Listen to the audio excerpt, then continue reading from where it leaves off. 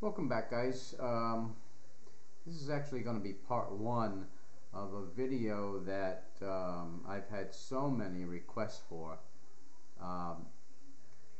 And so what I did is I reinstalled Windows 7 on my computer. Now what I did, because I have, in this particular computer, I have 4 hard drives, 4 separate solid state drives, and so I'll show you the photograph. You can see 1, 2, 3, 4.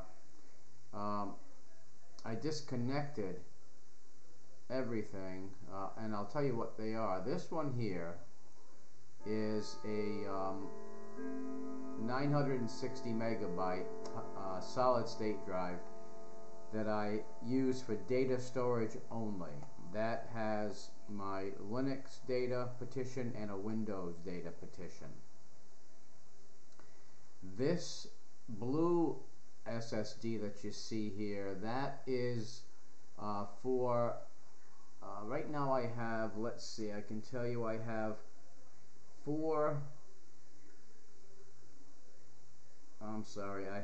3 Linux distributions.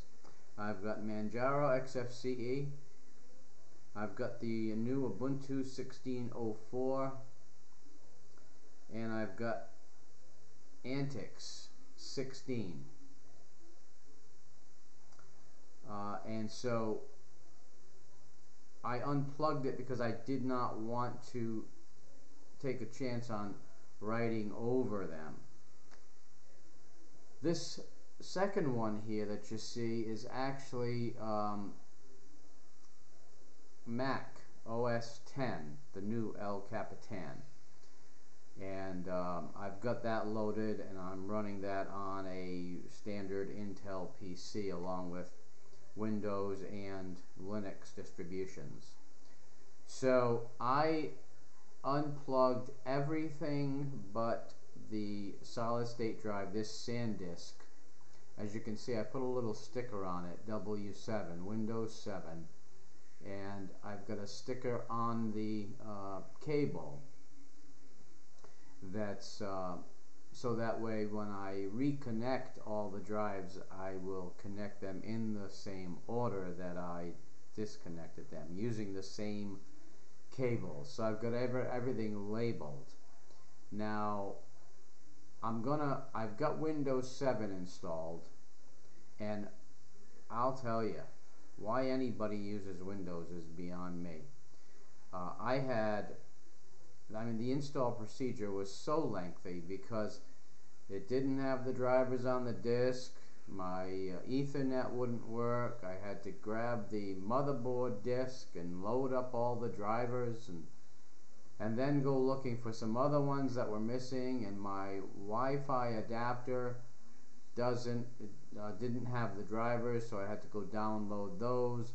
My PCI Wi-Fi, that's still not working. That's the Broadcom, and so I still don't have that working, but it's just a matter of going out and finding the drivers and installing them. So right now I have the Windows installed, everything else is unplugged, and what I'm going to do is I'm going to install Linux alongside Windows 7 on the same hard drive, on the same SSD.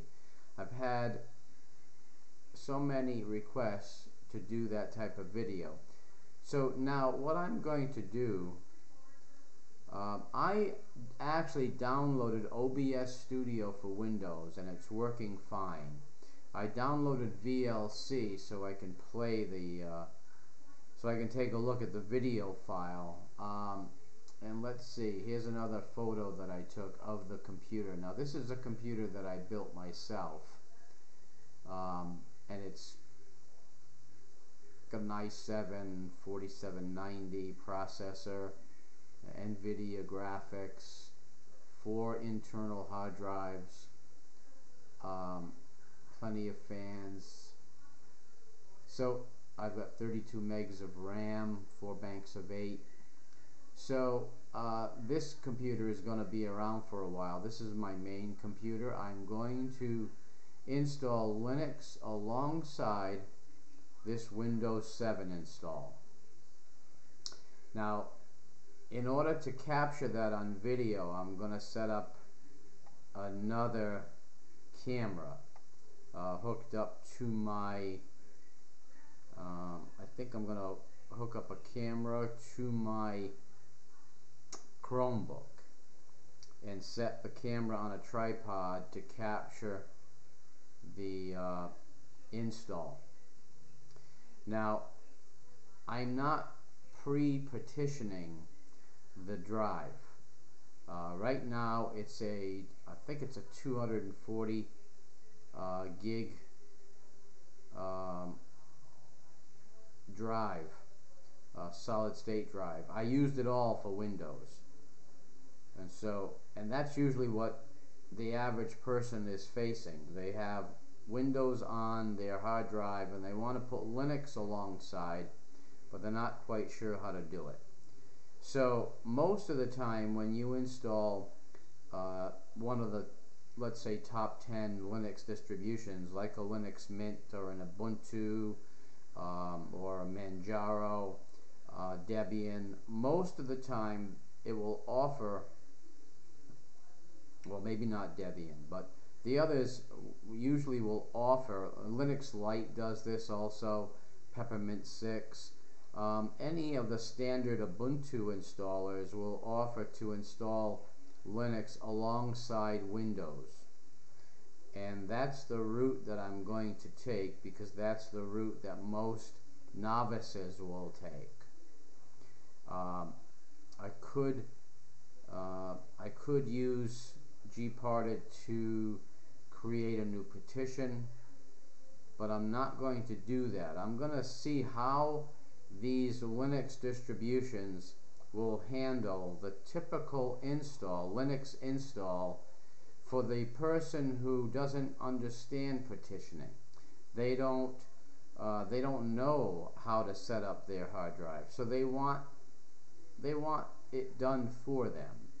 And I'm going to use that process to see how far Linux has come, and to see if the average person will be able to install Linux alongside Windows with not a lot of external intervention. So this is part 1 of the video. I'm going to end this portion of the video, and then I'm going to go into the install of Linux using another camera to capture the install. I won't be able to do it with this camera because it's installed within Windows. So I'm sure you guys understand the complexities of doing a live video install of Linux alongside Windows. Now, one of the things that's been a challenge is, even though I have a really good Wi-Fi signal and I've got good internet access, I've got Chrome installed, I don't have any issues. And this is what I'm going to install, by the way. I think I'm going to install the Xenial Desktop AMD64.ISO, the latest daily build, which is April 17th. That's what I'm going to download, and then I will go through that install process. But one of my challenges has been, for some reason, Windows is slow as molasses on anything that I download. It takes absolutely forever. And I know it's not my internet connection, so it must be something within the configuration, the network configuration of Windows, that's slowing everything down. I was able to download VLC and OBS Studio and a couple of drivers, but boy, it's been so slow, so difficult getting anything installed. So I'm going to pause this video. I will be right back with you and we'll begin the Linux installation. Don't go away, guys. Okay guys, so this is what you see when you first boot into Ubuntu, when you're going to install alongside your Windows install. And I'm going to go through the steps one by one. Hopefully this video, the quality is sufficient to get through this process. So we're going to select our language and we're going to click on Install Ubuntu. Now I'm going to, up in the top right, there are, and it's out of view of the camera, but I'm going to connect to my Wi-Fi. So if you see that, up in the top right, I have Wi-Fi available, and so we're going to connect so that we can download drivers and updated software. So now that I'm connected to the network, we're going to check off download updates while installing and third-party software, and we will continue. Now it's going to take a minute to analyze my hard drives, and it'll come back and ask me where I would like to install. And it's probably it's going to give me a couple of options, but since I only have one hard drive installed, my options should be limited. Okay, so now you can see that one of the choices is to install Ubuntu alongside Windows 7. Now I can erase the disk. I don't want to do that. Or I could click on something else and resize the partition myself, but I'm not going to do that. I'm going to go along with what Ubuntu is suggesting, to install Ubuntu alongside Windows 7. And so we will click continue. Now we can allocate space. This is Windows 7, 143 gigabytes, and Ubuntu would be 97 gigabytes. And so that looks about right. We've got the only drive that I've got connected, you can see up in the top.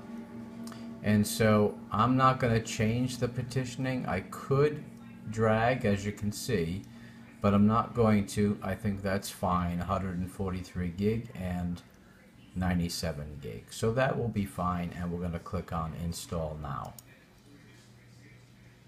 Changes have to be written to disk. So now once you click on Continue, there's no going back. So it's going to basically resize your Windows partition and get everything ready for the Ubuntu install. So we're going to click Continue.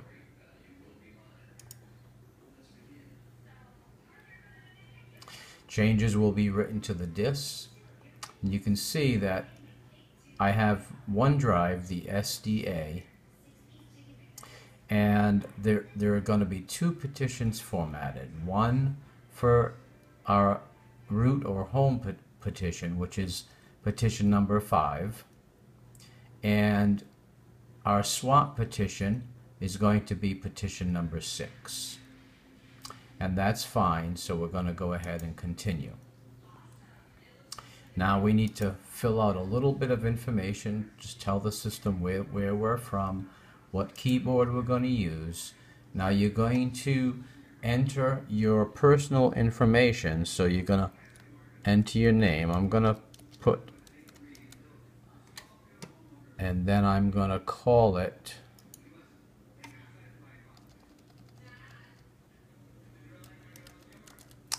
Ubuntu. I'm going to pick a password. And I'm also going to elect to log in automatically, so that I don't have to enter my password when logging in. So now this is all set. We can just, you have a choice to require a password to log in and to encrypt your home folder. That's entirely up to you. I'm just going to leave my home folder unencrypted and log in automatically. So now it's going to go through and install the system. I'm going to pause the video, and once it's done, I'll be back. Okay guys, so as you can see, the installation has completed. Now it's giving you the message that you need to restart the computer in order to use the new installation. Now the only aspect of this install that I didn't cover is creating your USB drive, but there are other videos. I have a video that I did. You can look through my videos and do a search for DD command, and it will show you how to create a bootable USB drive with the distribution that you choose. Now within Windows, you can use Win32 Imager, or you can use Unetbootin. Either one of those will easily create a bootable USB drive with the distribution that you select. Now I am using an Ubuntu distribution because the Ubuntu installation process is pretty much the same no matter which one you choose. So if you go with Linux Mint, if you go with Linux Lite, if you go with LXDE, if you go with any of the Ubuntu flavors, Lubuntu, Xubuntu, any of those will have the same installation procedure that I covered with you. And when you have to select where to install your Linux installation, and you have Windows installed on your hard drive, select the option to install alongside Windows 7, and that should give you a fully functional dual booting system once you finish the install. Now I have finished the install. I'm gonna go ahead and restart, and then I'll come back and we'll see what screen we have once we reboot. Be right back, guys. Okay guys, so as you can see, once I rebooted, my grub screen is giving me the option to either boot into Ubuntu or boot into Windows 7. We're going to try each of the options. So I'm going to click on Ubuntu, and we will see. Okay, so now I'm booting into Ubuntu, and this should bring up the Ubuntu welcome screen.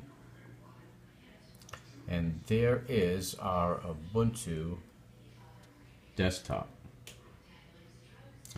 Now I am going to reboot, and see it's telling me that Wi-Fi networks are available, so it's an easy matter to connect to the internet and get going with all of the things that you want to do. Now I'm going to reboot so we can test our Windows install to make sure that's working also. Be right back with you guys. Okay guys.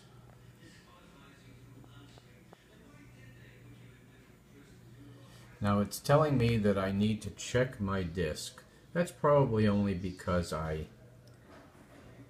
installed Linux alongside. So I'm going to pause the video while that finishes, and then we'll see. Well, actually that's almost done, and it should boot right into Windows without a problem. So let's see what happens here.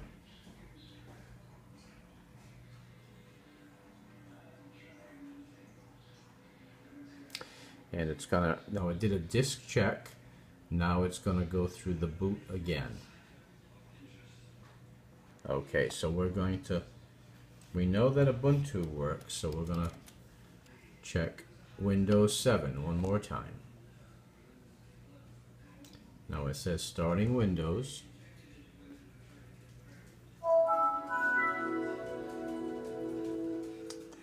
And there we are.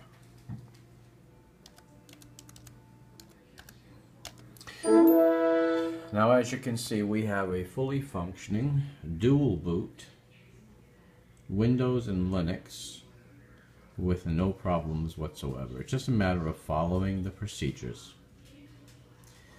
So I'm going to reboot back into Linux. We'll test it one more time. I'll be right back with you.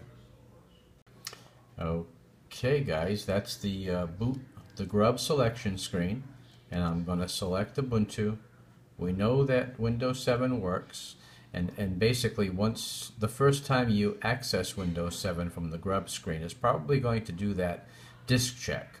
But don't let that make you nervous. Just wait till that process finishes and then you'll be fine. So now I'm going to go back, select Ubuntu, and this should bring us right to our Ubuntu desktop.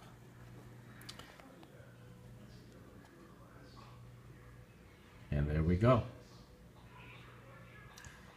So it's as easy as that, guys. No problem whatsoever. If you have any questions, feel free to put them into the comments. Please rate, comment, and subscribe. Thanks for stopping by the channel today, and I'll see you soon. Take care.